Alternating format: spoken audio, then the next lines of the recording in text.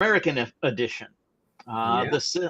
Today, it looks like there's two of us, myself and Alex, and we are here to bring you all of the things sales talk.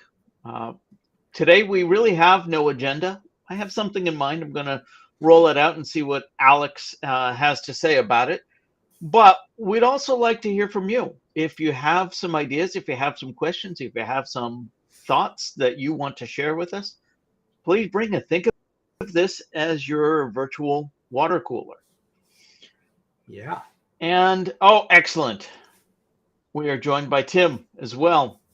Hello, Robert. Welcome, Tim. Yeah. How you doing?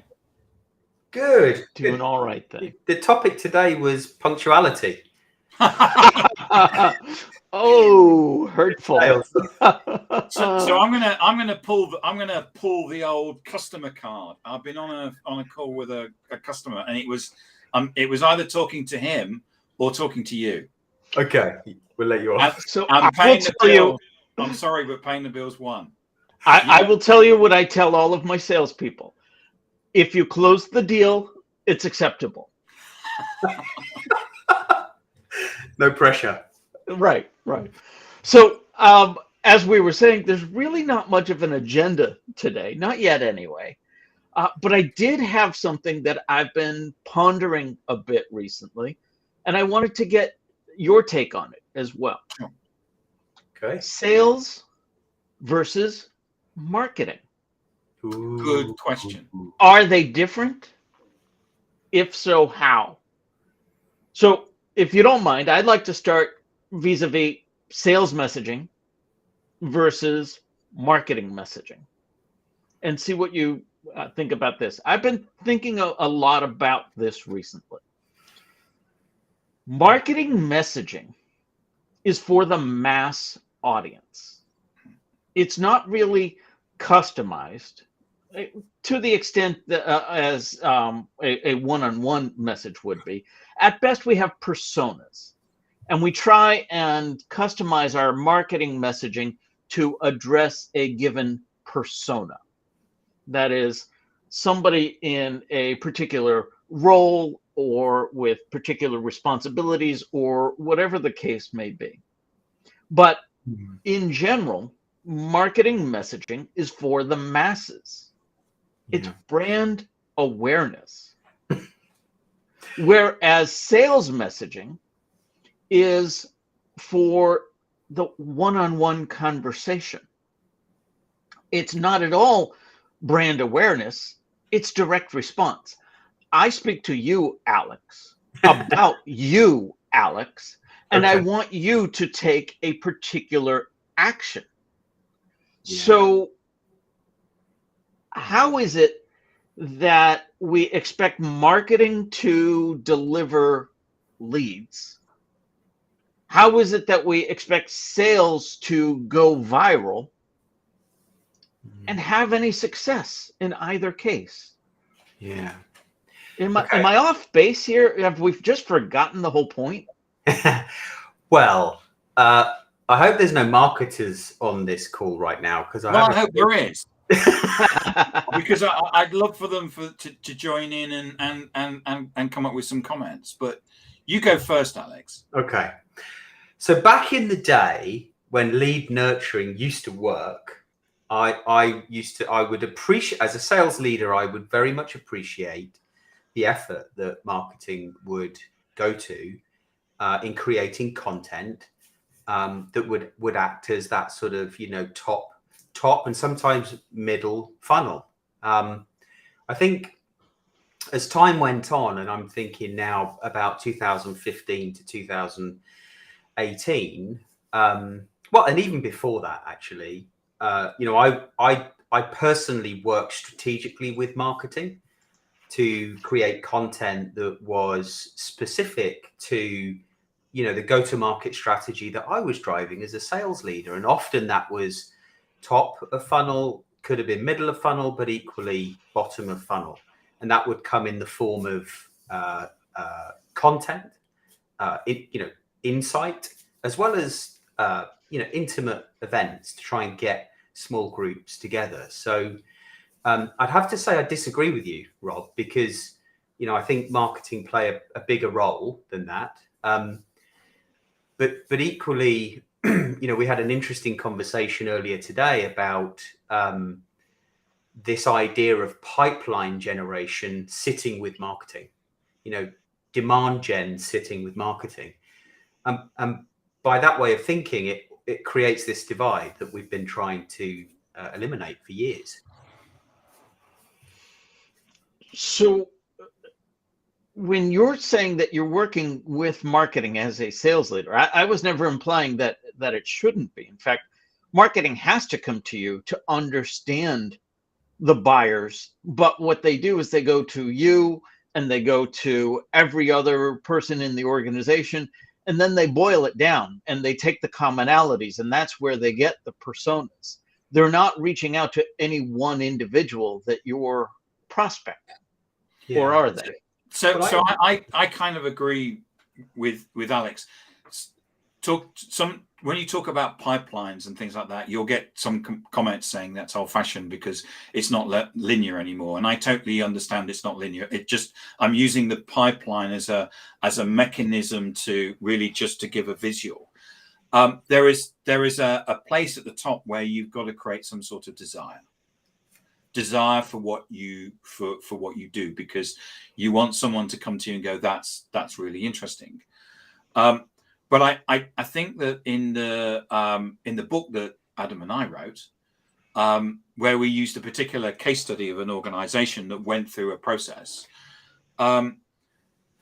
there are different places that, because usually what happens is, Rob, is that we say there is this place at the top for marketing, and then there's a place underneath that for sales. And in fact, there's a place for there's like, it's a bit like a graphic equalizer or a volume control. You can move those individuals, because it may be that you need something being done in the middle of the funnel that actually marketing would be best to sort, and they would work collaboratively with sales to do that. I can think of conferences that have been organized where they were middle of funnel conferences rather than creating desire. Yeah, this was before the days of social selling. Yes. Whereas you don't need to do the conferences because you can do it all online. But again, you would need to have the collaboration. We had Kelly Simpson. She had a double-barrel name, but Kelly Simpson from the Caribbean. Oh, yes. Who was great at talking about, in effect, what she was talking about was internal marketing, which was about the co-collaboration that needs to take place between people. Yes, I think that in a way, salespeople need to be in a situation where they're working for either in one-to-one or one-to-many, because it may be an account. They're not necessarily working one to thousands. But it may be if you're given the media vertical or the telco vertical, it may be that's 10, 20 or 100 accounts. So there again, you're seeing that, you should be seeing that as your territory. It's a great question, Rob, and I think it's one that needs to be developed. For some reason or other, Siri has just decided to come up on my Mac. Yes, Tim. Let me just add quickly before we move on. You had a very good excuse, Tim, for being slightly late to the call. I think Adam has a better excuse because he's he does. Yes. I wasn't even going to mention it, Alex, to be honest. Welcome, Adam. Seller on the road. Thank you. Yeah, indeed. I managed to find somewhere to pull over where I've got enough 4G to be able to pair to the broadcast. Yeah, brilliant. So, Adam, what I had rolled out to the team was marketing versus sales vis-a-vis messaging. And my contention is that marketing messaging is intended to be to the masses and intended to be brand awareness, whereas sales messaging is intended to be one-on-one. It's intended to elicit a direct response. and I see a distinct difference between the two. These gentlemen have been great about putting me in my place and telling me, no, that's just not how it works. So, care to chime in? The whole point of this podcast is that most definitely we challenge and we have a safe environment in which to work. Well, here's a crazy idea. Why doesn't marketing just report to sales, and there is no sales and marketing divide?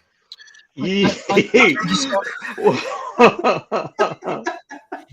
I think that they've got very distinct jobs, haven't they? So brands like Apple do not become mega brands without brand marketing. The idea that you have a brand that stands for something, you create all of those beautiful visuals, you establish the business and the organization that's known for something. But outside of the B2C space in which Apple operates, they create a new iPhone and then people queue around the block to go and buy it in the stores. In the B2B space, I think that people still have this unreasonable expectation that we'll run a mine and the phone will start ringing. And actually, I don't think that's the way things work anymore. It may have been once upon a time, but I don't think it is anymore. But I think that to assume that you don't have somebody that is the guardian of the brand is rather short-sighted, because you end up with a disparate, a million different messages out there, which adds confusion to an already confused buying process. But I think the salesperson's job is to have those one-to-one conversations, to shepherd the individuals through and give them the confidence to be able to believe that they can make a sensible purchase. I think that the problem area comes with that bit in the middle. So as you were saying, Tim, you've got like a territory or a big company. I'm selling to Oracle. I can't sell by myself to Oracle because it's a company of 200,000 people. So I need to have my own sales-driven marketing conversation to hope to spread my word and the brand's word within the organization. But I think that's a very tactical marketing, isn't it?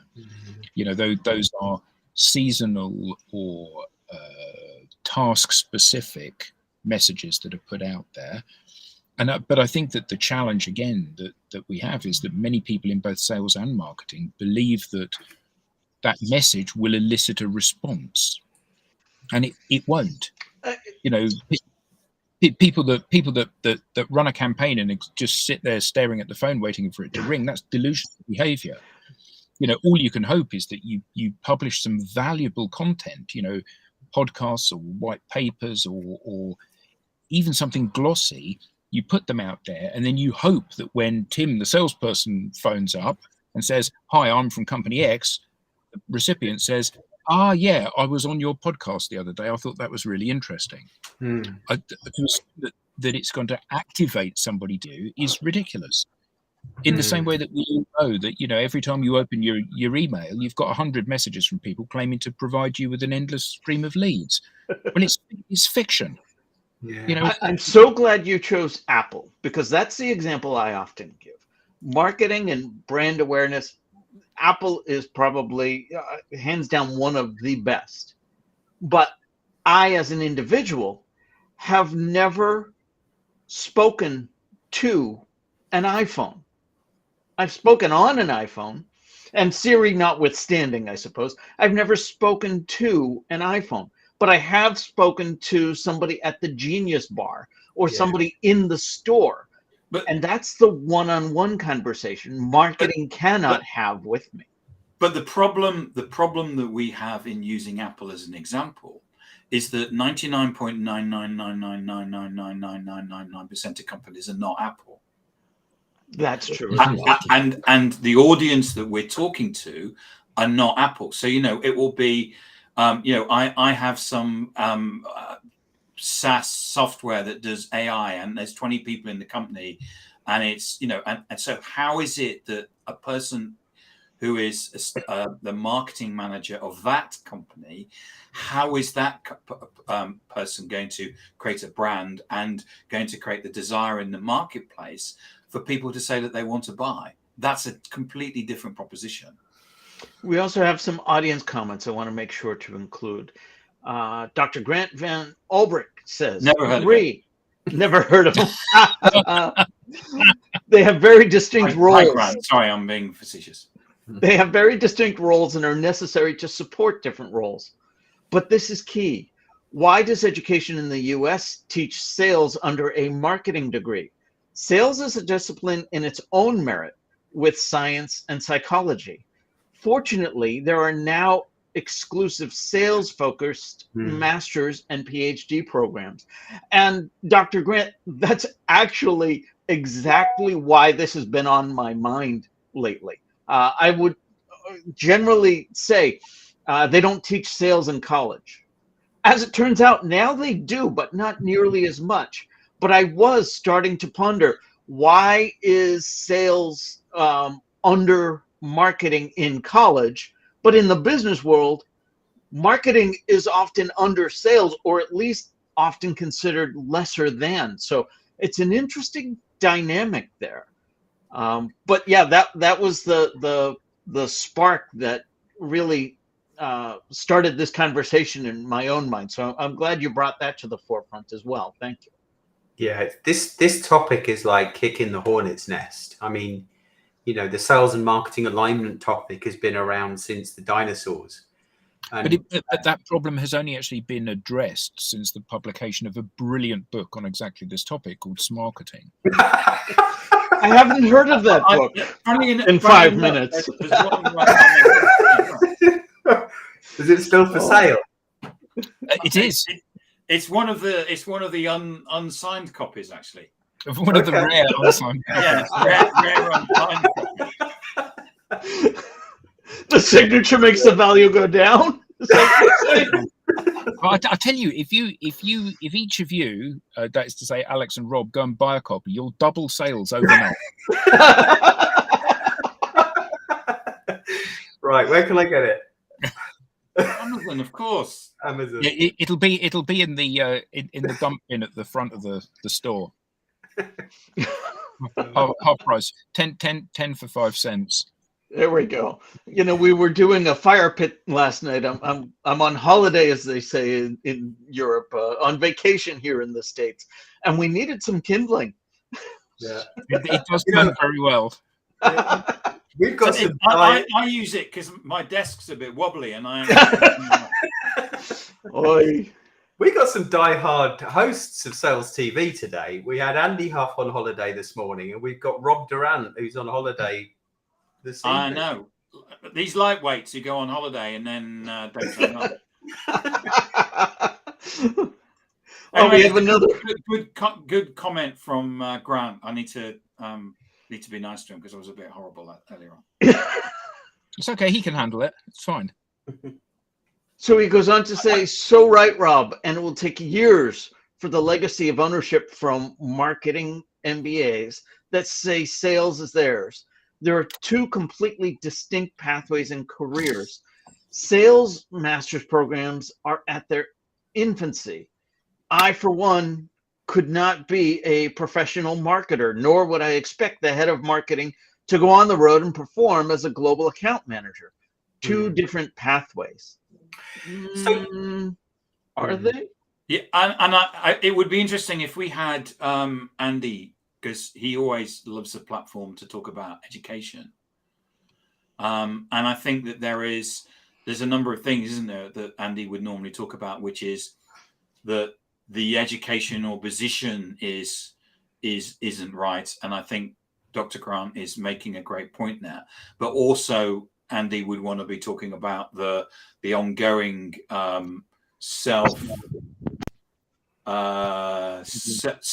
self-guided training that you would go on during your career. Yeah. Because we need to mention there's what you do maybe before you get a job or while you've got, but also that self-guided training as you go through your career. Yeah, the lifelong learning. Yeah. And Dr. Grant is a great example of somebody, who went back to university at age, I'll say 30. And so quite recently then. And and has gone on and done a master's and a PhD, and that's a great example of someone that's taken, taken time out or taken time out to be educated in not necessarily their 20s or their teens. So back to your point earlier then, Rob, would maybe this is oversimplifying it, but marketing's overall role is about content creation and inspiring the buyer, whereas sales role is having conversations with the buyer. And if that is the case, who's responsible for creating the conversations? Well, I think it's the salesperson's role these days, for exactly the reason that I said, that if you are expecting your marketing campaign to drive inbound, it's foolish today. It's not to say that no company ever gets inbound, because of course some do. But as we often say when we're working with organizations, the problem with inbound is that you're not in control of it. You vest control to the buyer, hoping that the buyer will contact you. Hope has never been a good strategy. So if you want conversations, yes, you can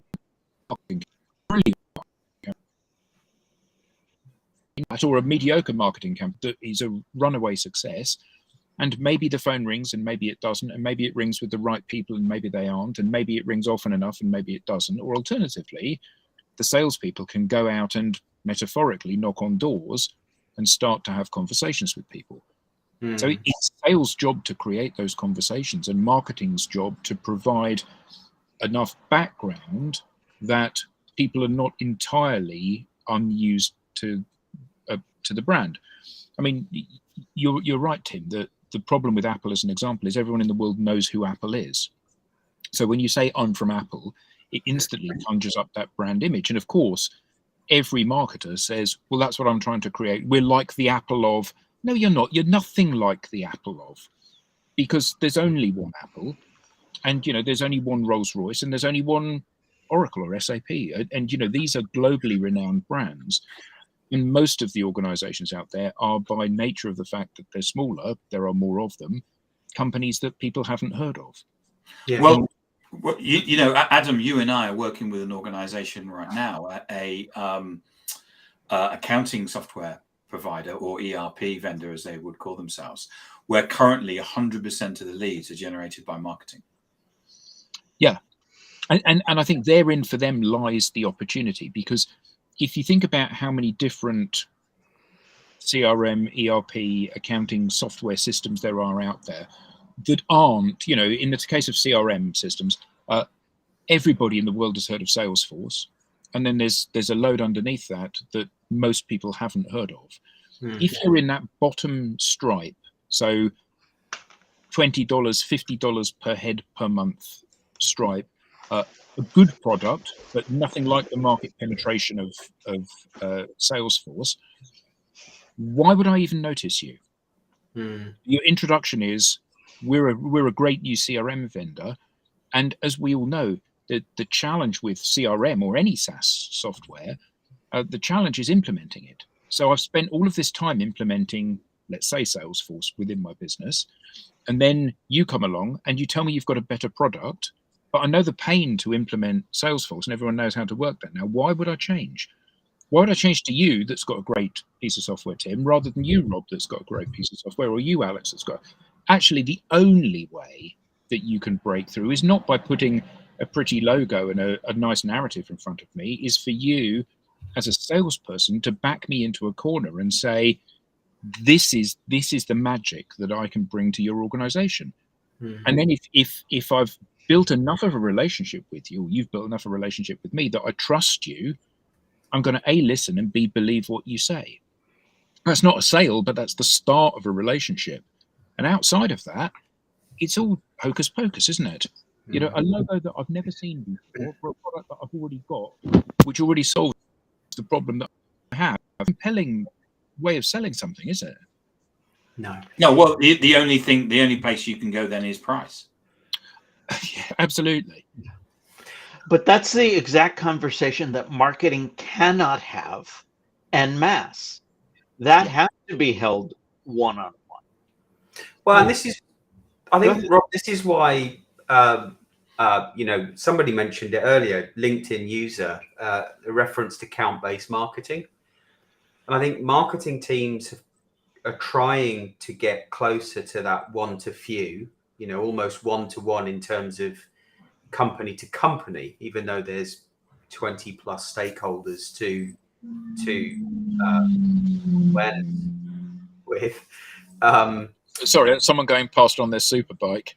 Thought it was your stomach. It sounded like aliens. A snooker coming in. But even with aliens landing near Adam, this whole notion of account-based marketing, still, I think the question becomes, well, where does that sit? Should it sit with marketing, or should it sit with sales? Because I've been, I don't know about you, I've worked within organizations where marketing has led that from a global perspective, and it's not quite hitting the mark from a local perspective. And so it's interesting, Alex. There's a book out there that you can get on,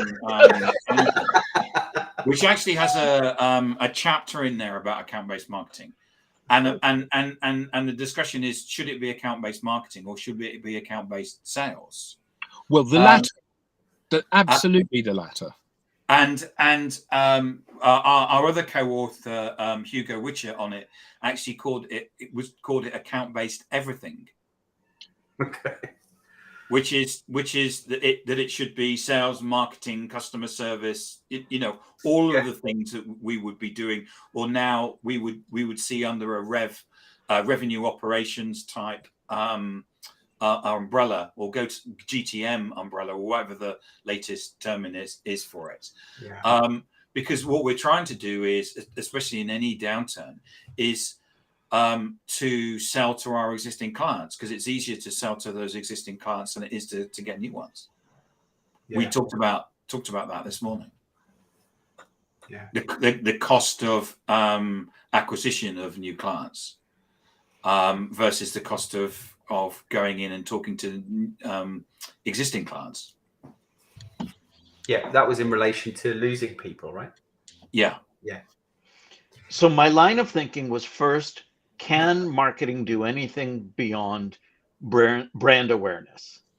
Can they effectively impact direct response?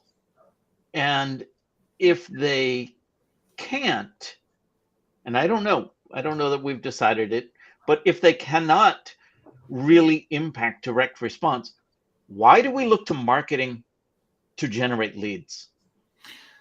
So Alex had some data a couple of months ago about MQL's marketing qualified leads to SQL's sales qualified leads. And I talk to a lot of people where they say someone comes onto our website and they give their name for a piece of gated content, and then sales ring them up and sales says, well, it's not a lead, and it's not a lead. Which is why we had these terms, MQLs and SQLs, were created, because we would go into meetings and talk about leads, and marketing and sales, even though they used the word lead, they meant something very different. But the figures that Alex had about MQLs to SQLs was pretty atrocious. Yeah, I can't remember what the figures were, but I can't remember what the figures were. Well, I mean, it was single-digit percentage points, wasn't it? It was low, yes. Yeah.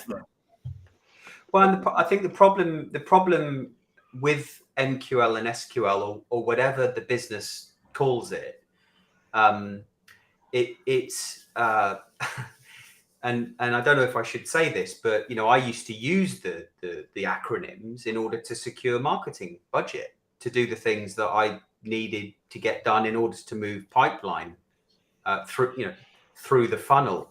But what I've seen is businesses are dropping the term SQL because they're finding it so difficult to qualify leads that are coming from marketing, and they're going straight to SAL. So we're going to accept this lead. Sales is going to sales accepted lead. Sales is going to accept this lead no matter what the quality, because the sales team just needs something to work on.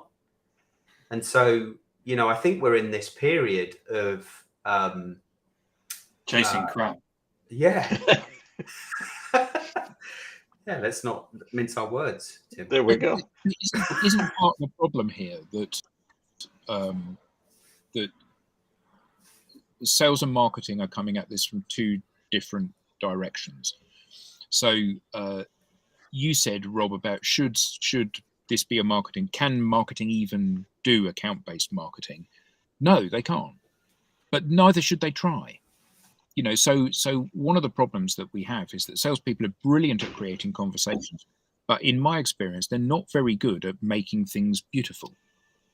So a salesperson being able to say, I need a personalized insight document for this client because I'm having a conversation and I want to blow them away with the output from the conversation, and they pass it to the marketing team, and the marketing team collate all of the insights and the facts and figures and put it into a bespoke document.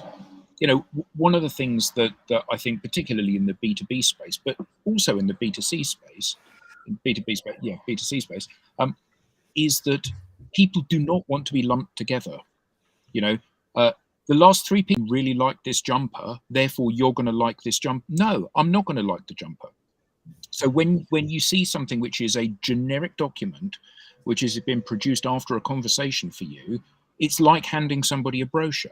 It isn't a brochure, but it's like handing someone a brochure. And actually, sales and marketing need to up their game. Salesperson needs to have the conversation which stimulates the trust and the relationship upon which the piece of content is going to be read. And then they have to have a bespoke piece of content that will resonate with them. Not resonate with that ICP, resonate with that individual within that company. That must be the way forward. And let's be honest, if marketing is spending all of their time creating email newsletters and marketing and advertising campaigns and whatever that don't deliver a response, they should be doing something that might deliver a response. It still might not, but what we do know is the stuff they're currently doing isn't working effectively. Or should they? And I say this, Dr. Grant shares, marketing doesn't just do sales leads. They also create brand awareness, visibility, brand reputation, and he goes on. I'm wondering if they should even worry about leads at all. There is value to all of those other things that Dr. Grant had listed, the brand awareness, visibility, brand reputation, websites, and so on. But I believe at least a good portion of the reason they do lead generation is because they want to get closer to the revenue. They want to say that the work that I'm doing is providing value. And the closer you can get to the transaction, the closer that you can get to the sale, the closer you can get to taking credit for adding value to the organization. They do add value, but it's too hard to measure. I totally agree with Dr. Grant that marketing do those things, but they're all how do you measure reputation? Exactly. How do you measure visibility? And that's why marketing want to get, if you're saying I'm creating leads, I remember in a situation where we had a team of SDRs, and the salespeople would basically claim the fact that the leads that the SDRs had created, because what they wanted to do was to show that they were adding value by generating leads. What I would say as a converse to that, Rob, is I'm in sales. I don't have time to generate leads. What do you want me to do? Do you want me to go out? I've got my pen and the contract. Do you want me to go out and close this deal, or do you want me to generate some leads? So do I want you to take an order, or do I want you to start the order? Yeah. I think I'd like you to start the order and more of them. I can get anyone to write it up. But Grant's comment here about they also create brand awareness, visibility. I don't think they do, for the most part. So we've got. I think they try to, but if you think about the organisations that are top in their respective fields, and often if you are working within an organization in a B2B field, you're in sales, there's no reason to assume that you would know what the best CRM system is just because you're in sales. You may use the best CRM system. You may have your favorite CRM system, but you don't necessarily know what the marketplace of CRM systems looks like because you're in the marketplace of injection molding plastics or whatever it is, because that's what you do. So, Wosthoff, German company, make the best knives. Is it a brand anyone's heard of? No. D'Addario make the best guitar strings. Is it a brand anyone's heard of? No. Unless you play the guitar and you buy their strings. And I think that part of the challenge here is that every marketer wants to create a world-beating brand. Yeah, well, there's Apple and there's Google and there's whoever, Dell. Yeah, and there's a handful of these brands that everyone's heard of. You possibly, I won't say probably, possibly don't even know the brand of tires that you have on your car. The single most important component of your car, you don't know what brand. You go into the tire shop and you say, I want a set of Pirellis. And they say, we haven't got any Pirellis in your size, but we have got Continental, Michelin, Hankook, Yokohama. Which ones do you want? We've got some remolds. Yeah, which ones are best? They go, oh, these new Hankook ones. And you go, all right, I'll have a set of... Yeah. I know which ones I've got. I was a mechanic when I left school, so I should. Yeah, well, you're the exception proving the rule. But you know what I mean. Like for so many of these things, the vision is that I'm going to create the marketers. The vision is that I'm going to create the next Apple, and you're not. Yeah, you're not. That's a company that has invested a huge amount in the brand and was there at the right time in the right place. For most of these companies, they are absolutely invisible. And it's like when people say, so my client list includes these 20 companies, and you look at it and you go, I've no idea who those people are. Yeah, but do we have to be so negative? I don't think it is being negative. No, towards marketing. I think if there were marketers listening on this call, they would feel like they're being attacked. So why can't we all just work together for the good of each other? There could be a book about that, couldn't there? Yeah, but Alex, I believe we are. In all honesty, I believe we are. I think where we've gone astray is when everyone is trying to prove their worth, their ROI, because that's what a lot is coming down to these days.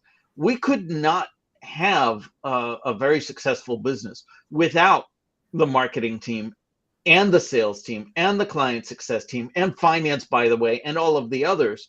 But everyone is forced to justify their existence. So I might reach a little bit further than I truly have contributed to take credit for some of these things in order to preserve my job. So I've just come off a call, with an individual who is doing an element of social selling. So this is a real business case study. It's a packaging company, and he's the marketing manager for Poland. The website is created in Vienna in English. None of his customers speak English. The website basically says, buy my product because we're great. And so there's no local language. They're trying to sell to local people. And what he's found is that doing certain things in digital has actually helped him. So what I'm saying is I'm going back to the, I do understand what Grant is saying about marketing is there to create awareness, visibility, brand reputation, and websites. I totally get that. But here is an individual, and how many other individuals are like this? Because he, the German marketing manager and the French marketing manager and all of those, where marketing is doing all those things that Grant is saying, but it's not actually providing what the people in the local country or the local vertical within that business need. Yeah, that is. I bet that is a big problem for many organizations around the world. Yes. Now it's a case study around social selling. I'm not going to go into the detail of it because we're not here to pitch, but I think it's a business problem that is being impacted. Grant's right but they're not providing the service to their customers. Marketing providing services to the customers, as in their company, that their customers within their company want. Yeah. But is this because people do what their job is? By which I mean, marketing people, they're not there to sell, they're there to do marketing. Salespeople are there not to help the customer, they're there to sell. The head office in Vienna, I'm sure if you got them on here, said we are doing exactly what our KPIs tell us that we should be doing. Absolutely. So I was talking to somebody at a big tech vendor the other day, and they had lost a deal because the legal department hadn't processed the deal quickly enough, and the client had lost confidence and just said, you know what, actually I'll go somewhere else, I can't be bothered anymore. And that's because the legal department was doing legal.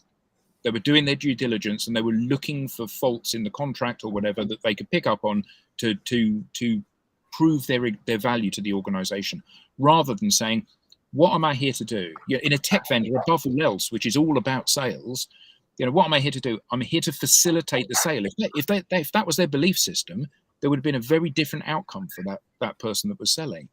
And I think it's the same with marketing, as you said, Tim. The issue is that I'm here to market, I'm here to create a website, I'm here to do this, rather than I'm here to help facilitate the sale.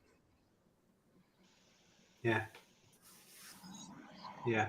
Well, you need a good salesperson to manage all of those moving bits to ensure that the contract doesn't die in legal. Well, yeah, absolutely. Yeah, I mean, part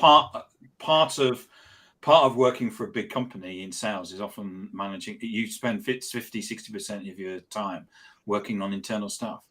Yeah.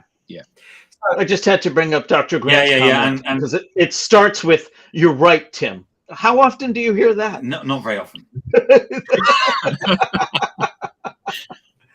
Yeah, I totally agree, Grant. And I'm sorry, I'm not trying to pick on you or anything like that. You create great comments and stuff like that, and of course what we're trying to do is debate, and you create some great insight and comments which are great to debate. So please don't, I'm not picking on you or whatever. It's just that it's a I'm flattered that you're spending time with us and interacting with us. Yeah, indeed. So we've got a few minutes left. Big debate then, Rob, over a little quick question, wasn't it? And that's what Sales TV is all about. And you're on vacation as well. Thank you for coming on vacation. Yeah, my pleasure.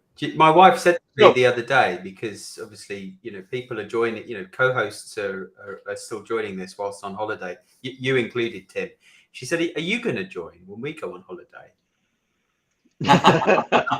I don't know. I think that really wraps us up. Another great, as we like to say, virtual water cooler conversation. And that is the intent behind Sales TV. Thank you to our audience. Thank you for all of the comments. Thank you to the panelists. Great to see all of you again. And until next week, again, Sales TV is live on Tuesdays. We have 2 broadcasts, one for EMEA, one for North America, but there's nothing saying you can't watch both. Some of us were up at 3:30 in the morning ready to watch both. So I highly recommend the one this morning where we actually nearly chalked up the cost of sales. We nearly got the notebook out and actually started working out how much a salesperson costs us. Hopefully Andy is going to get the professor / lecturer from Bournemouth University on. Yeah, Dale Childs, thank you. Yeah. And the value of sales as well. Yes. Just the cost of sales. Yeah. I knew I'd get it wrong. Cool. All right. That wraps us up. For Thanks, everyone, everybody. Thanks again. We will see you next week. Thank you.